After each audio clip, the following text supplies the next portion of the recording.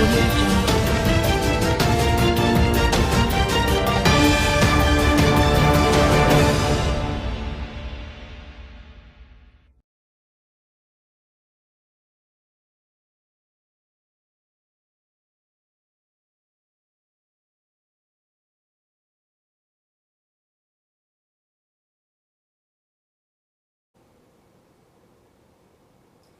afternoon and welcome to Sunshine Report. Kunle Ariyo is my name. The Ondo State Governor Loki Ayedatiwa has flagged off the dualization of the Akure Idona Road project, translating one of his major campaign promises into action. The ceremony held at Arakale Okero Junction in Akure marked the commencement of phase 1 of the project at 10-kilometer stretch from Kashu Junction, Arakale, to kilometer 10 on the Akure Idona corridor. The project features modern traffic system, solar-powered streetlights, and is designed to accommodate heavy vehicular traffic with its robust pavement structure and 28-meter wide carriageway. Governor Ayedatiwa reiterated his administration's commitment to infrastructural development, describing the project as a defining moment for accelerated progress and prosperity in the state. The governor linked the initiative to his administration's 7-point development agenda known as Our Ease, which emphasizes ease, safety, and prosperity, noting that the project is a critical economic aspect long plagued by congestion, delay, and safety hazard due to its outdated single carriageway. Meanwhile, the Ondo State government is ramping up efforts on several key road projects in Akure, the state capital. This renewed push is part of our broader commitment to improve road infrastructure across the 18 local government area of the state. Blessing of the has more. As part of its drive to provide durable and quality township roads, the Ondo State government is currently executing multiple road construction projects across Akure metropolis. Among the key projects are the 7.8-kilometer Oda Road, Ijoka Road, and the Shagari to Oyarobulem flyover. Once notorious for their poor condition, these roads are now witnessing remarkable transformations, with asphalt overlay and other construction work progressing steadily. While some residents have raised concerns about the pace of work in certain sections, many have commended the government intervention and are calling for swift completion. The road is not in good condition and it spoils a lot of people's property, especially cars, automobiles. The only thing I can say to the government is to help people. One thing I see about this road is the road is a bit slow. But nevertheless, the government of Ayedatiwa has promised to make sure things go smooth, which he will be saying it. And I'm sure within the next few days, if not because of this rain, I mean by now, Angola will be able to enjoy this. But up till now, we are still lack of the access. The special advisor to the governor on infrastructure, lands and housing, Abiola Olawoye, provides updates on the project timelines and progress. The contractor working on that road, Dortmund, is working there right now and is working on the asphalt. We have 2 layers of asphalt on that road. We have binder course 50 mm and we have wearing course 40 mm. So he's working on binder now.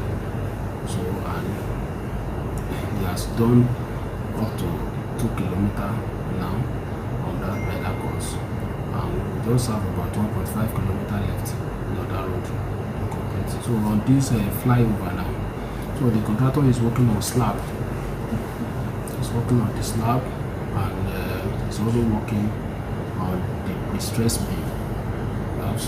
We have a pre-stress beam about 30 meters span on that highway. So he's working on it right now and on the docker. So the contractor is also working on the base course. So after the base course, then we apply the binder. We also have 2 layers of asphalt running Nsukka Road. He urged commuters and residents to remain patient, assuring them that the government is making concerted effort completion. I'll just beseech the community, our good people live in that environment, that they should exercise a little patience. We are almost done. Thank you. These projects are part of a wider vision to enhance infrastructure statewide and ensure residents enjoy durable, motorable roads across Ondo State. Blessing Obe, Osrc News.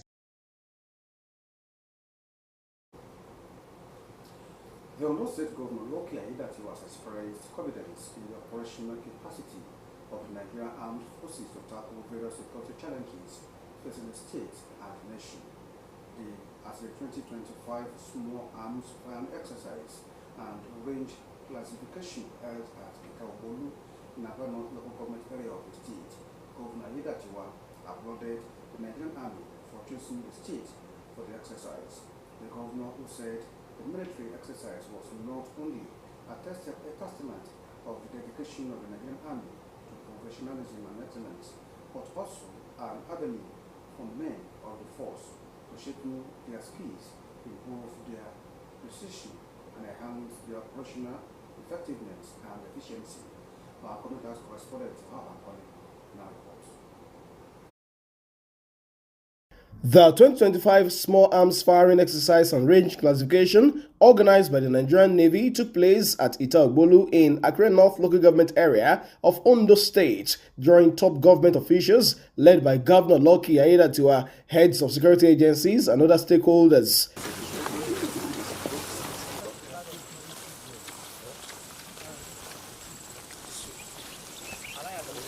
The commanding officer of Forward Operating Base, Igbokoda, Captain Ali Usman, said the exercise is aimed at enhancing officers' proficiency in weapon handling, reducing incidents of accidental discharge, and improving overall operational effectiveness in safeguarding communities. The day's highlight saw Governor Aiyedatiwa alongside other top officials and security heads participating in the live firing session.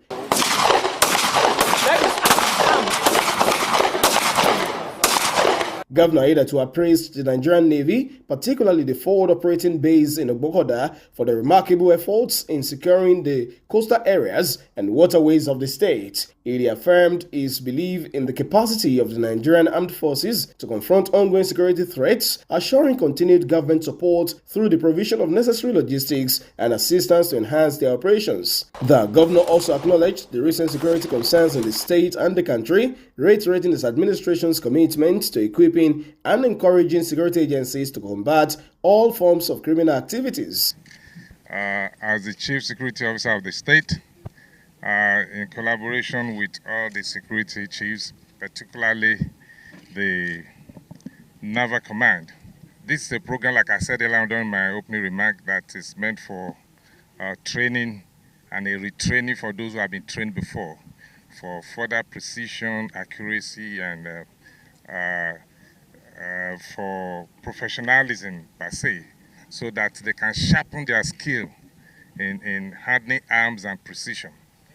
Because the kind of insecurity we are facing in the country, where the bandits are even holding a superior fire instrument, so our people have to be trained to be able to combat them. Describing his first-time experience handling a weapon, Governor Aiyedatiwa called it memorable and insightful. So our people have to be trained to be able to combat them. And having this experience today, joining the security agents to handle firearms, it's a wonderful experience. At least I was able to hit a target among the rounds I was given, so it's a wonderful experience for me. I believe this needs to be done regularly. We know that it's expensive doing this because of the firearms, that is the bullets. But it's something that needs to be done so that our people can be trained, not just the Navy officers, the police, the civil defense, and other security agencies that are carrying arms. Undoubtedly, this exercise is a significant step towards strengthening the proficiency of the Nigerian Navy officers in tackling the rising security challenges across Ondo State and the nation.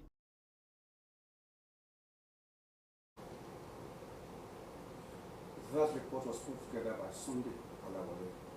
The Ondo State government has charged newly deployed corps members to maintain a positive outlook on national issues and contribute meaningfully to the development of their host communities, and the country at large.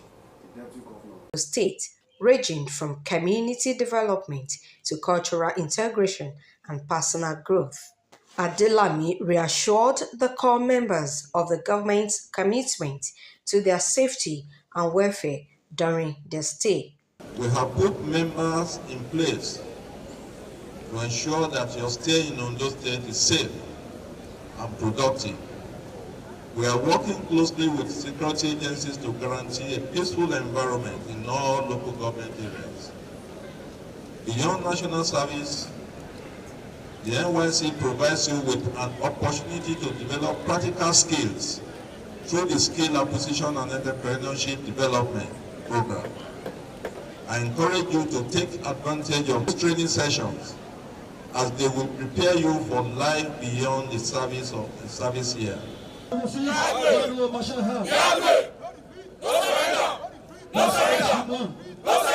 He encouraged them to make a positive impact in their host communities and take time to learn about the rich culture. Ondo State government is set to climb down on indiscriminate dumping of refuse in Akure, the Ondo State capital. Chairman of the State Waste Management Authority, Osrc, speaking with Osrc, said that despite extensive sensitization efforts at public places across the state, residents have continued to violate waste disposal regulations. She emphasized that the situation must be urgently addressed as illegal dumping remains a major cause of canal overflow in the state capital.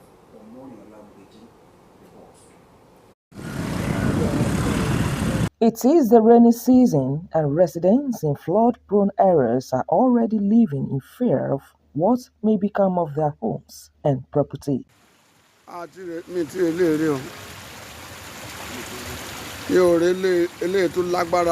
Long before NIMET released its seasonal predictions, the Ondo State government had already commenced dredging activities across waterways in the state to avert imminent disaster. Local government areas such as Ilaje, Ileoluji-Oke-Igbo, Ondo East, Idonre, and Odigbo have witnessed the deployment of amphibian excavators clearing major waterways to prevent overflow during the rainy season. Confirming the efforts, a clearing and dredging expert engaged by the Ondo State government, Elisha Ebijimi, said a lot has been achieved so far, with the exercise still ongoing. He pleaded with residents to desist from dumping refuse into waterways for the safety and well-being of all. This year, we are going to conquer the flood by special grace of God. By next weekend or 2 weeks to this time, the second amphibian machine will arrive in Akure to tackle the flood. Presently now we are in Ayedu. We are going to attend to Danjuma site by next 2 weeks. And I promise Akure people that there is no flood this year. Like I said, I'm a competent in flood control.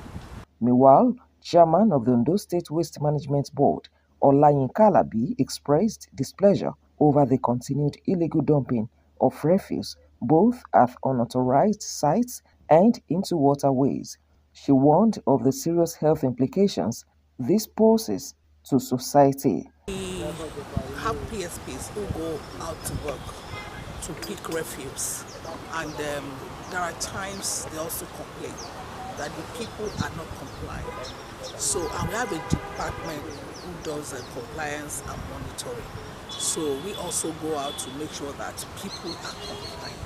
And because under the law, they are supposed to comply and they are supposed to containerize their waste and wait for pickup. But most people, maybe out of the fact that they don't want to make payments, what they do is they want to discard the refuse by themselves. Because so that when our people come, they will just tell them, you have not serviced me, so I'm not going to pay. So we're also telling our people that for our own safety, for our own health, we have to comply and make sure that when these people come, we patronize them. We have some new areas too that are just coming up, and we're also planning to make sure that we get PSP to those areas. The Ondo State government has maintained that amphibian excavators are working round the clock to prepare the environment and mitigate flood risk during the rainy season. Omoriola Humbiji, Osrc News.